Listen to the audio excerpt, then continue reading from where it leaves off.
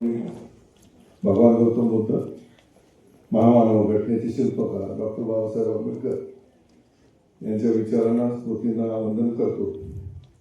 सर्व महामाता महामानव यांच्या विचारांना वंदन करतो. उपस्थित असलेले बौद्ध महासभा पुणे यांचे सर्व पदाधिकारी,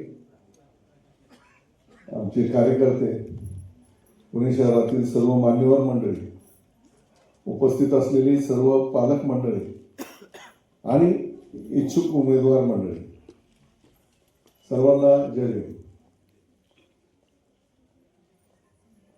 सध्या आपल्या शहराच्या गल्लीबोळामध्ये इच्छुक उमेदवार भरपूर फिरत आहेत. ते उमेदवार वेगळे आहेत. ते गोड गोड बोलतात, नमस्कार करतात, वाकून वाकून नमस्कार करतात आणि निवडून आले की 5 वर्षानंतरच दिसतात. ते उमेदवार वेगळे आहेत. इथं जे इच्छुक उमेदवार म्हणून आपण ज्यांना संबोधतो ते त्यांचा उद्देश वेगळा आहे. त्यांना एक चांगला समाज घडवायचा आहे. बाबासाहेबांच्या स्वप्नातला समाज, आदर्श असा बौद्ध समाज त्यांना घडवायचा आहे आणि त्यासाठी ते उमेदवारी करत आहेत. हा फरक आपण लक्षात घेतला पाहिजे. मुळातच ही जी मंडळी आहे, मग पालक असतील किंवा उमेदवार असतील, हे इथं का आलेले आहेत? तर विवाह जुळवण्यासाठी, लग्न जुळवण्यासाठी किंवा मंगल परिणयाचं जुळवणी करण्यासाठी आलेले आहेत.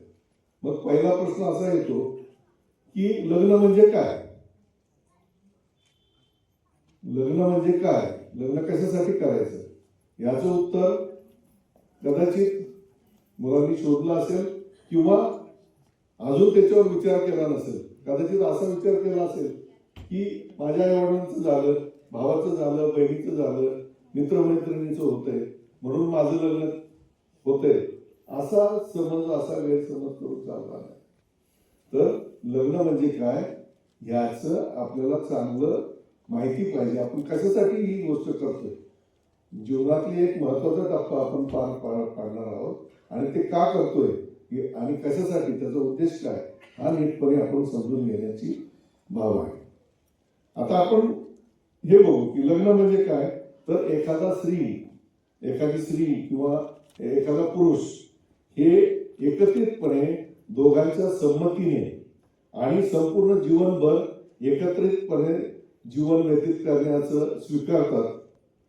सुखदुःखात, आजारपणात, कठीण परिस्थितीत, गरिबीत आणि श्रीमंतीमध्ये सुद्धा एकमेकांना साथ देण्याचं मान्य करतात आणि ह्या सगळ्या अटी शर्ती स्वतःवर ते लादून घेतात. अशा या जी प्रक्रिया आहे याला आपण लग्न म्हणलं पाहिजे. किंवा दुसरी एक व्याख्या आपण सोपी करूया. विवाह म्हणजे 2 पूर्णतः वेगळ्या कुटुंबातील व्यक्ती, 2 भिन्न कुटुंबातल्या, भिन्न वातावरणातल्या आणि भिन्न कुटुंबामध्ये लहानचे मोठे झालेल्या ज्या 2 वेगवेगळ्या तरुण तरुणी आहेत त्या तन-मन धनाने एकत्र येण्याचं ठरवतात आणि कोणत्याही परिस्थितीत, कशीही परिस्थिती असो, वाईट असो, चांगली असो, काही असो, अशा परिस्थितीमध्ये एकमेकांना साथ देण्याचं, अजन्म असं साथ देण्याचं, एकत्र राहण्याचं जे ठरवतात त्याला आपण विवाह म्हणलं पाहिजे. बरोबर? मी जी व्याख्या सांगितली त्याच्यात कोणाचं दुमत आहे काय? नसेल. आपण एक विचार केला पाहिजे. मुळातच आता थोडासा उशीर झाला आपल्या कार्यक्रमाला सुरू व्हायला आणि मोडगरे सरांनी आणि तायडे साहेबांनी बरंचसं मी लिहून आणलेलं सांगून टाकलं. तरी सुद्धा मी माझी ओळख करून देतो. मी अनिल सूर्यवंशी, मुळात इंजिनियर आहे, रिटायर्ड इंजिनियर आहे, पण समुपदेशन, मनोसामाजिक समुपदेशन, विवाहपूर्व आणि विवाहात्तर असं जे समुपदेशन असतं, काउन्सिलिंग असतं, ते मी करतो. माझ्या आवडीचा भाग आहे. जसं तायडे लग्न ठरवतात, जुळवतात, तसं लग्न टिकवण्यासाठी मध्ये काही अडचण आली तर लोक माझ्याकडे येतात. काही लग्न तशी टिकवलेली आहे. हे माहिती म्हणून सांगितली. आता आपण लग्नाच्या जी संस्था आहे तिचा जर इतिहास पाहिला तर 4-5 हजार वर्षापूर्वी लग्न ही संस्थाच अस्तित्वात नव्हती. लोक टोळ्याने राहत होते आणि त्यात तिथे नर आणि मादी हे दोनच प्रकार असायचे आणि टोळीने राहणं असायचं. जेव्हा शेती करायला लागला मानव तेव्हा एका ठिकाणी राहायला लागला आणि त्याच्यानंतर ती लग्न संस्था अस्तित्वात आलेली आहे. अगदी आधीच्या काळामध्ये आपल्या आजी आजोबांचे लग्न कशी झाली तर त्या काळी एकत्र कुटुंब पद्धती होती, जसं मोडकरी सरांनी सांगितलं. आणि त्या एकत्र कुटुंब पद्धतीतला जो म्होरक्या असायचा, मुख्य व्यक्ती असायचा, कुटुंब प्रमुख, ते आजी आजोबा पंजोबा कोण असतील ते लग्न ठरवायचे किंवा याच्यासाठी ही मुलगी योग्य आहे, तेच लग्न ठरवायचे आणि घरी येऊन बोलवून सांगायचे तुझं लग्न ठरलंय आणि येत्या सोमवारी तुझं लग्न आहे, संपला विषय. म्हणजे तिथे ही प्रोसेस जी आता जी चालू आहे तर तसलं काही नव्हतं. त्याच्यानंतरचा काळ आला जो आमची लग्न आमच्या आई वडिलांनी ठरवली. त्यावेळेस असंच होतं की आम्ही एका ठिकाणी जाऊन आलोय, ती मुलगी आम्ही बघितली, आम्हाला पसंत आहे, पण तू पण एकदा जाऊन बघून ये. म्हणजे उगाच आम्हाला सांगायचं. मग आम्ही जाऊन बघायचं, पसंत असलं तर हो म्हणायचं, नसेल पसंत फारच आपला विरोध असेल तर ते मग दुसरं कुठलं तरी स्थळ बघायचं. अशा पद्धतीने तो एक टप्पा गेला. आताची जी परिस्थिती आहे, आता तुम्ही सर्व जी मंडळी स्वतः घेऊ शकतात, कारण ते कॉम्प्युटर असेल किंवा ही जी टेक्नॉलॉजी मधला जो बदल आहे त्याच्यामुळं मुलांमध्ये शहाणपण आलेलं आहे. आमच्या किंवा त्याच्या आधीच्या काळात बऱ्याच आई वडिलांना वाटायचं पोराला काही समजत नाही, आपण निर्णय घेऊ. पण आता तसं नाही, तर मुलांचे निर्णय मुलांना आपण घेऊ देतो आणि ते बऱ्याच वेळा चांगले असतात, योग्य असतात. पण तरी सुद्धा आई वडिलांचं पाठबळ, आई वडिलांचा अनुभव तो पण विचारात घेणं गरजेचं असतं. आता हे जे बदललंय हे सगळं करत असताना बऱ्याच वेळा काय होतं की आपण जी जुनी माणसं आहेत म्हणजे त्या आता ज्या नवीन पिढी आहे त्याचे आई वडील ती काय बघतात, मग सांगितलं तसं शिक्षण, पगार, त्या मुलाची प्रॉपर्टी, त्याचं दिसणं कसं आहे याचाच विचार केला जातो. पण ह्याच्यापेक्षा जास्त त्या व्यक्तीचा स्वभाव, त्याची वागणूक कशी आहे, त्याचं मानसिक त्याचं आरोग्य कसं आहे, त्याचं शारीरिक आरोग्य कसं आहे, त्याची समजदारी, विचारसरणी कशी आहे, समाजातला त्याचा संपर्क कसा आहे, कुटुंबातले सदस्य त्यांच्याशी एकमेकाशी त्यांचे संबंध कसे आहेत. घरामध्ये अगदी कडक शिस्त असेल तर ती पण अडचण होते. कडक शिस्त असेल तर मुलांमध्ये आणि आई वडिलांमध्ये फार चांगले संबंध राहत नाही. आणि जर अजिबातच शिस्त नसेल तर मग तो विचारायला नको, सगळ्याच गोंधळ असतो.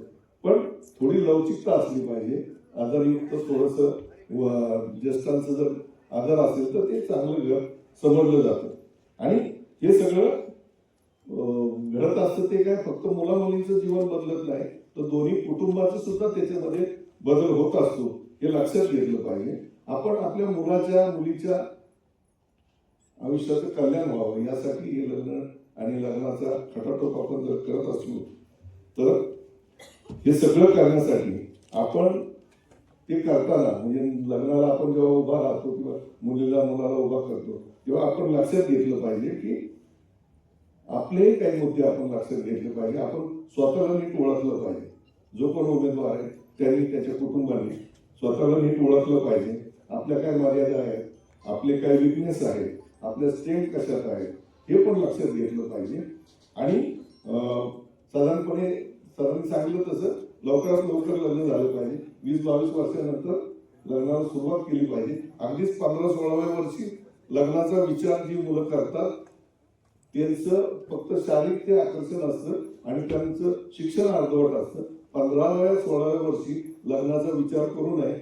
इतर जी काही मुलं लहान मुलं असतील त्यांनी त्याच्या बाबतीत नक्कीच लक्षात घेतलं पाहिजे. दुसरं एक असं आहे की जेव्हा लग्न ठरतं, मी मुद्दामून लग्नाच्या प्रोसेस मधले जे टप्पे आहेत त्यातलं सांगतो तुम्हाला की लग्न ठरतं त्यावेळेस वारंवार मुला मुलीच्या किंवा त्या कुटुंबाच्या भेटी झाल्या पाहिजेत.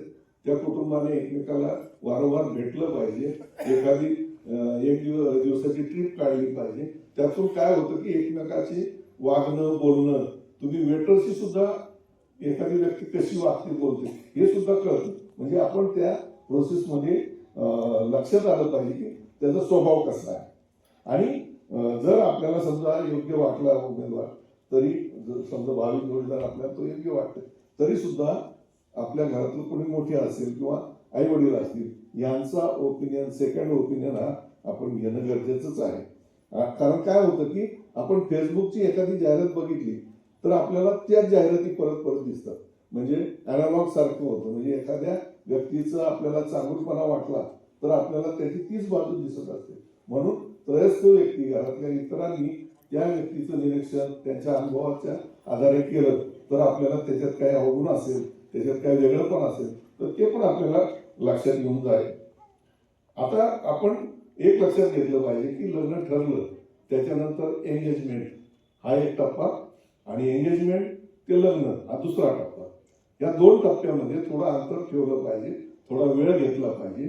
हा वेळ कशासाठी आहे तर हा वेळ आपण ज्या लोक आहेत त्यांच्या परस्परांच्या आवडीनिवडी, नंतर छंद असतील, सामाजिक त्यांचा संपर्क कसा आहे, मुलामुलींची पूरकता म्हणजे आताच्या लोकांचे शब्द जो आहे तो कॉम्पॅटेबिलिटी, त्यांची सुयोग्यता, हे सगळं तपासण्यासाठी आणि राहणीमान, त्यांचा आर्थिक परिस्थिती या सगळ्यासाठी त्याचा उपयोग केला पाहिजे. पुन्हा दुसरं एक आहे की हा जो मधला जो काळ आपण आपल्या स्वतःसाठी घेतो त्या काळामध्ये ते जी उमेदवार आहेत त्यांना काही कुठले सिरियस मानसिक आजार आहेत का किंवा कुठले शारीरिक आजार आहेत का. बऱ्याच वेळा काय होतं की मुलांचं किंवा मुलीचं लग्न ठरण्यासाठी आजारपणं लपवली जातात आणि ते पुढं मग जरी ते बरा होणारा आजार असला तरी सगळ्यांची भावना अशी होती की आम्हाला फसवलं गेलं आणि ती भावना फार वाईट असते. म्हणून जे काय असेल ते ओपनली आणि व्यवस्थितपणे सांगणं गरजेचं असतं. मग या आजारपण असतील किंवा आपल्या शैक्षणिक पात्रतेचे सर्टिफिकेट असेल, आजारपणासाठी मेडिकल सर्टिफिकेट असेल किंवा जन्मतारखेसाठी आधार कार्ड, पॅन कार्ड, या गोष्टी नीटपणे तपासल्या पाहिजेत आणि त्या न घाबरता किंवा न लाजता त्या मागितल्या पाहिजेत. याच्यात चुकीचं काही नाही. आयुष्यभर आपल्या मुलीचा हात त्यांच्या हातात येतो तेव्हा याची व्हेरिफिकेशन हे चांगल्या पद्धतीने आपण केलं पाहिजे. आजकाल काही लोक थोडंसं चुकीचं गोष्टी सांगतात, पगार चुकीचं सांगतात, नोकरीचं ठिकाण चुकीचं सांगतात.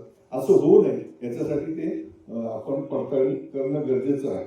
आपण ज्या कुटुंबाशी जोडले जाणार आहे त्यातल्या ते जी लोक आहेत किंवा तो मुलगा आहे त्याची निर्णय क्षमता कशी आहे, त्याची वागणूक कशी, ते घरात कसे वागतात, त्याला राग आला तर तो कशा पद्धतीने त्याचा प्रकटीकरण करतो किंवा त्याच्या एक्सप्रेशनचे त्याला नकार मिळाला एखाद्या गोष्टीला तर तो कसा रिॲक्ट होतो. काही काही मुलांना आता नकार अजून शिकलेच नाही, नकाराला कसं प्रतिसाद द्यायचा, कधी कधी फार विध्वंसक ते होतात. अशा ह्याच्यापासून आपण काळजी घेणं गरजेचं आहे. मग त्यांचे शेजारी पाजाऱ्यांचे त्यांच्याबद्दल काय मत आहे, त्यांची गुन्हेगारी काही पार्श्वभूमी आहे का, काही वेगळा इतिहास आहे का, किंवा सगळ्यात महत्वाचं म्हणजे दारू, ड्रग, असं काही त्या मुलाला आहे का. सांगताना काय नाही, ते क्वचित कधीतरी घेतो, पण ते कधीतरी रोजच येत असेल तर मग आपल्या आयुष्याचं आणि आपल्या मुलांचं विचार करणं गरजेचं आहे. आणि ह्याच्यासाठी आपण मग आपल्या घराची पद्धती, कार्यपद्धती कसं आपण करणार काय हे मुलांनी स्वतःचं एकदा नीट लिहून काढलं पाहिजे किंवा नीट त्याच्यावर चर्चा झाली पाहिजे. मग जेव्हा आपण मुलं मुली भेटतो तेव्हा तुम्हाला कोणता हिरो आवडतो, तुला कोणती हिरोईन आवडते, तुला कोणता गॉगल आवडतो, याच्यावर चर्चा करणे हे काही उपयोगाचं नाही. तुम्हाला 60 ते 65 वर्ष त्या व्यक्तीबरोबर, त्या कुटुंबाबरोबर राहायचंय, आजारी पडायचंय, रडायचंय, सगळं काही तुम्हाला एकत्र करायचंय. त्यामुळं ह्या सगळ्या गोष्टी पडताळून पाहणं हे चांगलं असतं. म्हणजे कॉम्पॅटेबिलिटीची लेवल असेल किंवा अंडरस्टँडिंगची लेवल असेल, समजून घेणं तर फार गरजेचं असतं. आता बऱ्याच वेळा काय होतं की मुलगी तिचं घर, तिचे आई वडील, तिचं जे कम्फर्ट असतं, ज्या घरात ती राहते ते सोडून तुमच्या घरात आलेली असते सून म्हणून. आता ती सून म्हणून तुमच्या घरात आलेली असेल तर तुम्ही समजदारीने तिच्याशी वागणं गरजेचं असतं. फक्त माझी सासू माझ्याशी वाईट वागली होती म्हणून मी आता हिच्याशी वागेन असा विचार आणि असा स्टँड घेणं सासूनी चुकीचं आहे. ह्याच्यामध्ये काय होतं की तुम्ही समोरची जी मुलगी आहे तिला सेट व्हायला थोडासा वेळ दिला पाहिजे. आणि असंही नाही की आता बघा इथे जी एवढी माणसं बसलेली यांच्या मनात काय हे मी सांगू शकत नाही. मग आलेली सून तिला न सांगता तुमच्या मनातलं कसं कळेल की तुम्ही मनातल्या मनात विचार करता आता हिने मला चहा आणून दिला पाहिजे, हिने मला आता तेल आणून दिलं पाहिजे, असं मनात ठरवून ती सून वागू शकत नाही. तिला तुम्ही शांतपणे सौम्यपणे समजावून सांगितलं पाहिजे, कोणत्या वेळी काय पाहिजे हे सांगितलं पाहिजे. तोंड उघडून बोला तर तुम्हाला चांगल्या पद्धतीने प्रतिसाद मिळेल. ती पण तुमच्याशी चांगली रुळेल आणि पुढचा काळ तुमचा चांगला जाईल. याच्यासाठी मोठेपणा, मनाचा मोठेपणा सगळ्यांच्यात असला पाहिजे. त्या अवधारी असेल तर नातेसंबंध फार सुदृढ होऊ शकते. त्या सगळ्या गोष्टी आहेत. आणि एकूणच आपण टीव्ही सिरियल असतील हे असतील झालं बरोबर ह्या सगळ्या गोष्टींमुळे काय होतं की आपण इमेज करतो, मनात मुलांच्या इमेज असते की लग्न आहे, मोठमोठं सगळंच आनंदी आनंद आहे. असं नाही तर आयुष्यामध्ये आपल्याला ज्या अडचणी येणार आहेत हे प्रत्यक्ष आयुष्य आहे. उद्या आज जो नटून थटून जी मुलगी आपल्याला दिसते, आज जो मुलगा येतोय तो एकदम तुम्हाला इम्प्रेस करण्यासाठी रोज भेटत असला तरी रोज कोणा मित्राच्या भागाला येते असं करून येत असेल, पण जेव्हा लग्न होतं त्यानंतर कधीतरी तो हाफ चड्डीवर घरामध्ये बसलेला असेल, तो काहीतरी करत असेल, बायको फरशी पुसत असेल, आहे त्या परिस्थितीमध्ये जीवनाची वस्तुस्थिती समजून घ्या. सगळं इमॅजिन करून सगळं ओके ओके असेल असं नाही. अडथळे येतील तुम्हाला लाईफमध्ये जगायचे तर फार विचारपूर्वक आणि त्या अडथळ्यांना कसं पार पाडायचं.